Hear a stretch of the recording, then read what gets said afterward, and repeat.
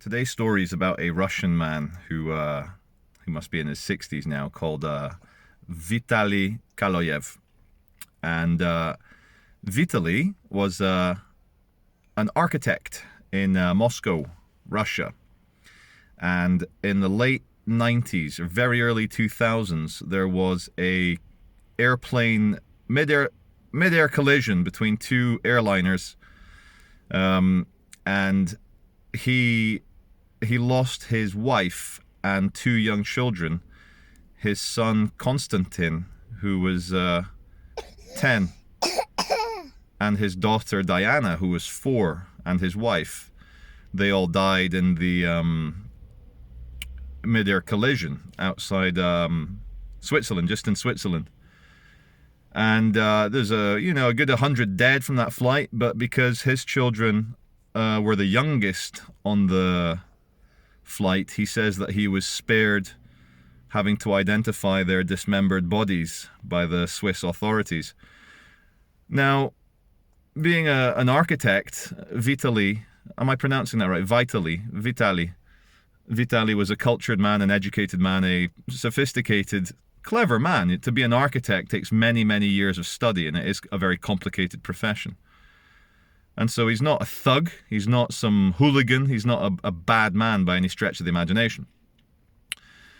So, he's a dad, he's a husband. After his wife and 2 young children died in the mid-air collision, he says his life was over. Now, he went to the memorial. There's a big memorial in Switzerland whilst the investigation was taking place as to who was at fault. As it happened, it was proven in the Swiss courts that it was an air traffic controller fault. It was either negligence or confusion or some other mistake. Now, when you or I make mistakes, I might have a video demonetized or whatever, I might get attacked by taxi drivers. But when you're an air traffic controller, you can't make mistakes because people die. So the company in Switzerland that hired the air traffic controller, I think it was called Skyguide, Vitaly met the CEO of Skyguide, and also he met a gentleman called Peter Nielsen, who was the air traffic controller in charge of that segment of the sky when the negligence took place, which led to the death of his wife and 2 young children. So he asked for a private meeting with the CEO of the air traffic controller company and also with the air traffic controller in question, Peter Nielsen.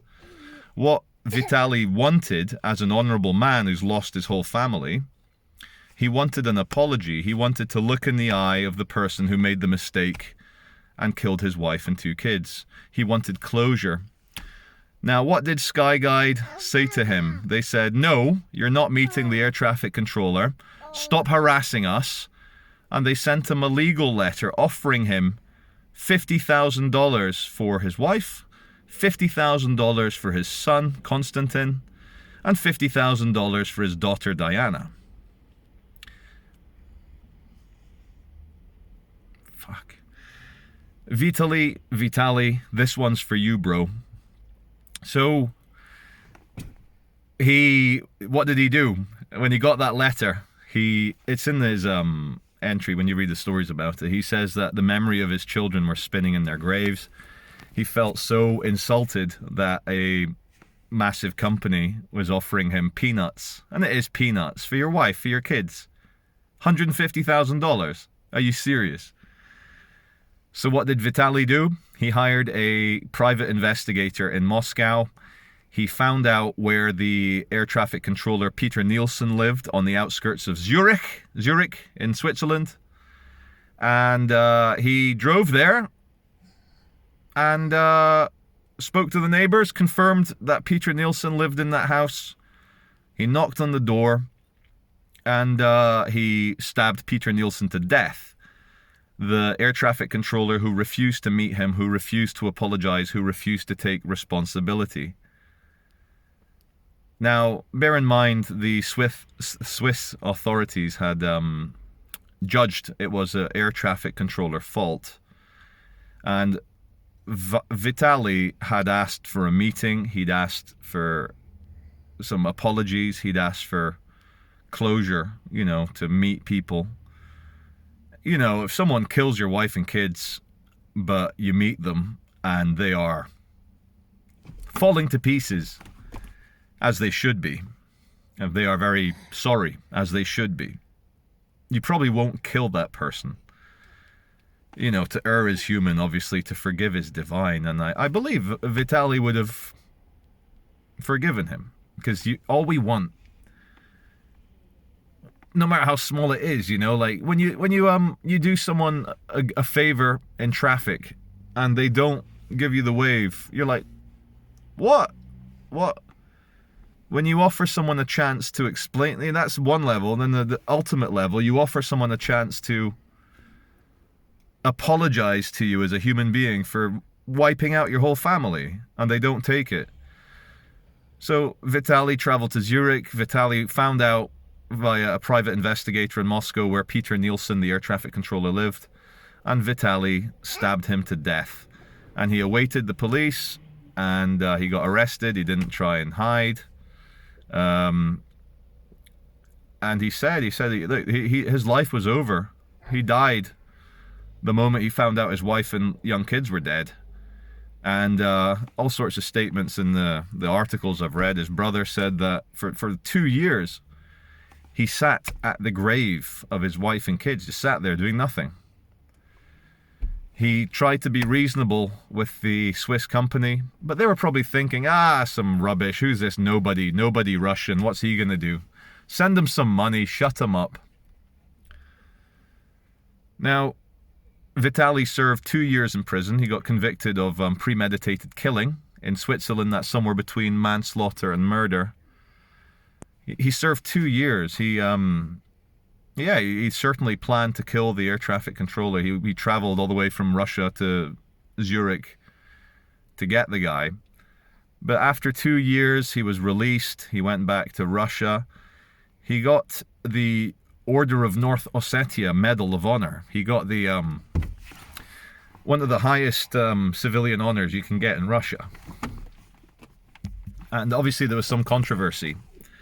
Big controversy in Switzerland saying he's an evil murderer, he's compounding the tragedy. But the Russians saw it differently. Now, Russian men nowadays on the world stage may be just the last real men in the Northern Hemisphere. You don't get Russians asking for permission to do this or to do that. They take the initiative and they do it, much to the annoyance of the world and to certain people. But if you think of an average Russian, do you think of a Russian as shying away from a fight? I'm sure I told you a story of Nikita the Russian in Cheetham Hill fighting off a group of attackers, having plates put in his arm from fighting so hard. So the line that made me break down reading it about Vitaly Kaloyev was someone said to him, "You are a real man. No one was going to be punished for the 200 dead or 100 dead from that flight. No one was going to suffer, but you took justice into your own hands, and you were reasonable. What happens? What do you cross? What do you get when you cross a dad who's lost his wife and 2 kids with a company that doesn't give a shit, with an air traffic controller who refuses to apologize for killing your wife and kids? I'll tell you what you get. You get stabbed to death on your front porch a year or 2 later, and half the world will say you deserved it. Now, let's end on a soft note. No one deserves to be stabbed to death on their front lawn. You don't. But the reason why Vitaly served 2 years, only 2 years, in a Swiss jail is because no one in their right mind would say they couldn't understand why Mr. Kaloyev acted the way he acted. The big reason I raise this story is you have to draw a line in the sand. Like, what does it mean to be a human being? What will you take before you go postal? Now, for me, my line in the sand is very clear. It's obviously, just like Mr. Kaloyev, I'm a family man. And the line in the sand is, there would be no world where I exist and harm came to my children, because either I would stop that harm or I would die giving my last breath to defend my kids. And they would grow up knowing that their dad sacrificed everything to try and save them. So that's my line in the sand.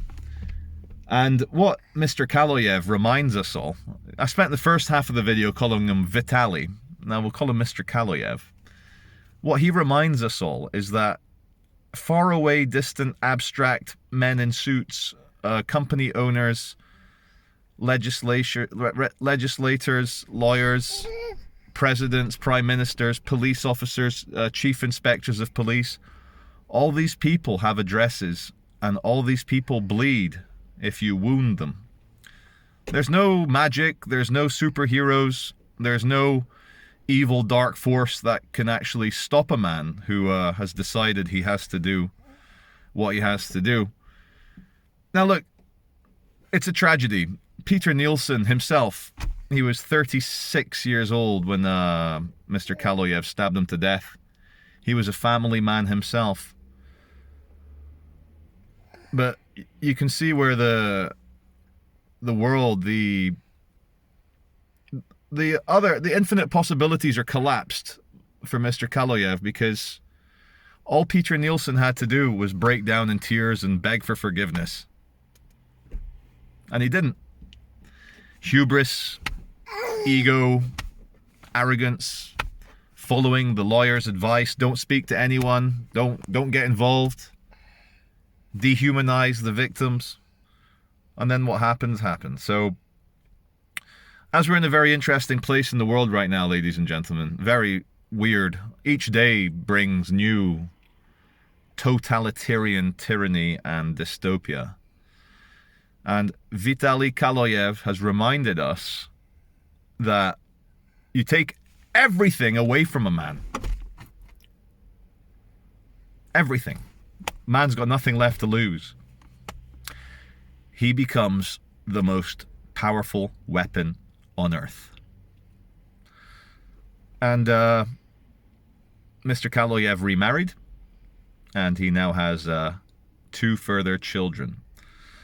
So there's a slight happy ending there.